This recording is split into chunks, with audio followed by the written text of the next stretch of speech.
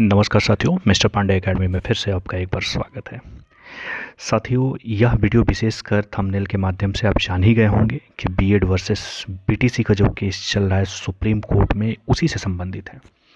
आज बहस बहुत ही जोर शोर से हुई है। करीबन 2.5 घंटे से ऊपर बहस हुआ है। पूरे बहस मैंने अपने आंखों से लाइव देखा है, कानों से सुना है।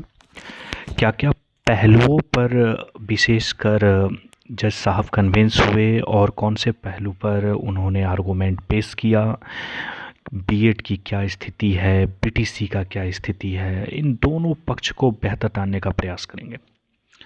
देखिए साथियों, यह किसी विशेष वर्ग के लिए नहीं है, यह एक जानकारी समक्ष वीडियो है। तो ये बिल्कुल ही अपने मन में मत बैठाइएगा कि मैं किसी पक्ष को लेकर चर्चा कर रहा हूँ। जो आर्गूमेंट सुप्रीम कोर्ट में हुआ है, जो दलील पेश हुई है, उसी दलील के संदर्भ में मैं आप सबके समक्ष उपस्थित हूँ। सबसे पहले बहस का जो सिलसिला चला वो बीएड को दिया गया। बीएड पक्ष अपने दलील को पेश किया। उनके वरिष्ठ वकील जो हमारे थे वो उपस्थित थे। उन्होंने अपना पूरा आर्गूमेंट रखा। उन्होंने डिस्कस दिया कि बीएड क्यों एलिजिबल है। हर एक पहलुओं पर उन्होंने जिक्र किया। उन्होंने कहा कि एनसीटी की मान्यता है बीएड को 1 to 5 में एलिजिबल करने की। उन्होंने अप्रूव किया है, यानी वह स्वीकृति प्रदान दिए हैं, तभी वो अप्लाई हो रहा है। जज साहब काफ़ी देर तक डिस्कस होते गए। जज साहब ने एक प्रश्न बहुत ही बारीकी से पूछने का प्रयास किया। देखिए, जज साहब हर एक क्रॉस क्वेश्चन कर रहे थे। मतलब कहा जाता है ना, पूरे जांच पड़ताल के साथ। कई बार तो ऐसा होता था कि जैसे कि बीएड के पास उसके लिए जवाब ही नहीं है। जो क्वेश्चन वो पूछते थे, ऐसा प्रतीत होता था कि बीएड उसका जवाब देने में असमर्थ है। फिर एनसीटी को बुलाया गया।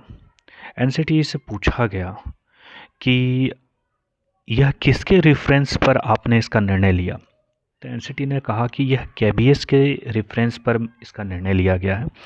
यानी केवीएस सेंट्रल गवर्नमेंट की विद्यालय है और सेंट्रल गवर्नमेंट के विद्यालय के तहत इसका फैसला लिया गया था, क्योंकि उन्हीं का ये रिक्वेस्ट था कि डीएलएड 1 to 5 में पर्याप्त रूप से नहीं मिल पा रहे हैं, जिस वजह से बीएड को भी एलिजिबल किया जाए 1 to 5 के लिए।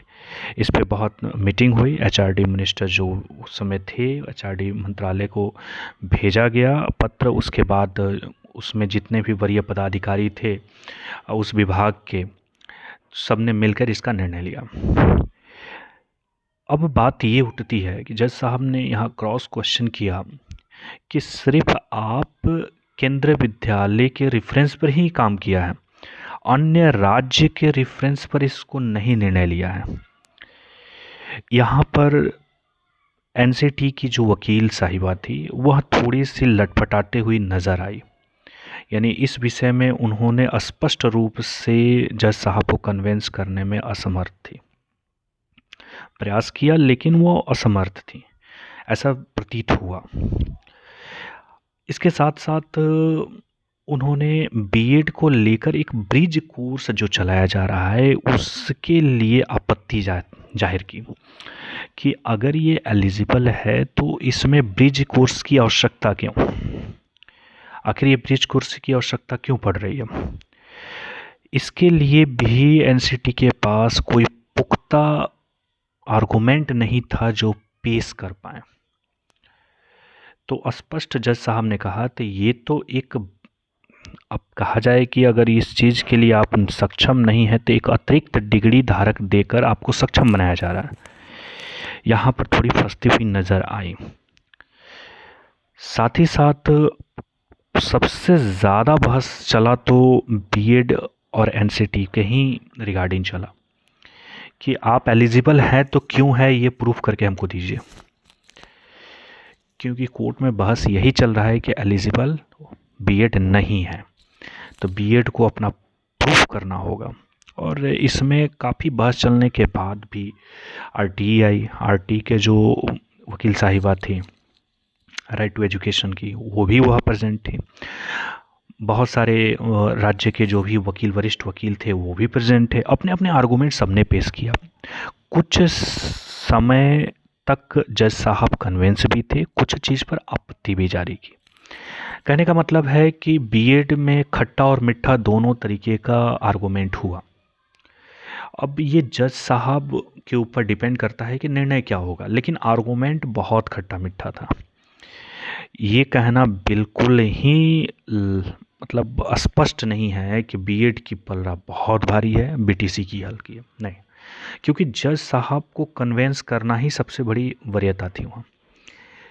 अब बात आई बीटीसी के पक्ष में।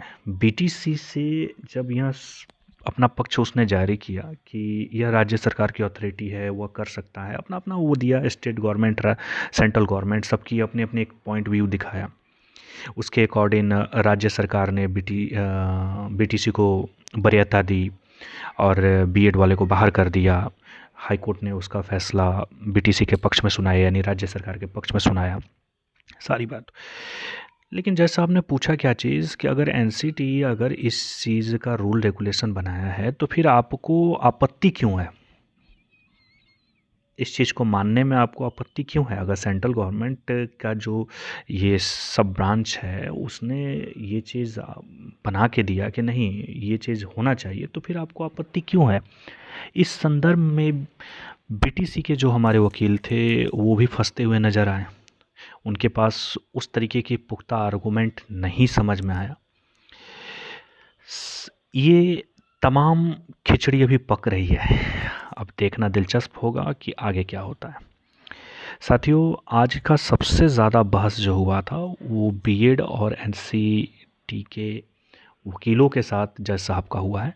बीटीसी की अभी बाकी है, यानी अगला जब भी हियरिंग दिया जाएगा, अब मेरे ख्याल से 2-3 दिन के अंदर ही मिलना चाहिए, विद इन 1 वीक के अंदर ही जो डेट मिल जाए, क्योंकि इसमें अब बीटीसी का पक्ष सुनना बाकी है। बीएड का पक्ष सुनकर जज साहब ने उस सारे पक्ष को रिजर्व कर लिया है। अब बीटीसी का जब पक्ष सुना जाएगा, उस पक्ष को भी वो रिजर्व करके फैसला को कोरिलेट करके सबके सामने पेश किया जाएगा। तब तक हमें इंतज़ार करना होगा। और ये बीएड वाले भी निराश ना हो, क्योंकि उनका भी पक्ष रखने वाले ने मजबूती से पक्ष रखा है, और बीटीसी वाले भी नाराज़ ना हो, क्योंकि उनका पक्ष रखना अभी बाकी है। अब देखना ये है कि जज साहब कितने कन्विंस होते हैं। अगर बीटीसी ज़्यादा कन्विंस करने में सक्षम हुई तो पक्ष बीटीसी के पास जाएगा। अगर कम हुई तो बीएड वाले ऑलरेडी पक्ष दे चुके हैं। तो देखिए, दोनों में जो निर्णय आएगा बेहतर आएगा, अच्छा आएगा। बस अब इंतज़ार कीजिए, क्योंकि आपके बस में जो चीज़ नहीं है उसके लिए ज़्यादा टेंशन नहीं लेना है। जो जिस स्तर पे जहाँ है वहाँ अपने तरीके से इंतज़ार कीजिए। बने रहिए मिस्टर पांडे अकेडमी के साथ। जैसा नेक्स्ट अपडेट आता है, जिस तरीके से आता है, खट्टा मीठा आपके समक्ष ज़रूर पेश किया जाएगा। तब तक जय हिंद।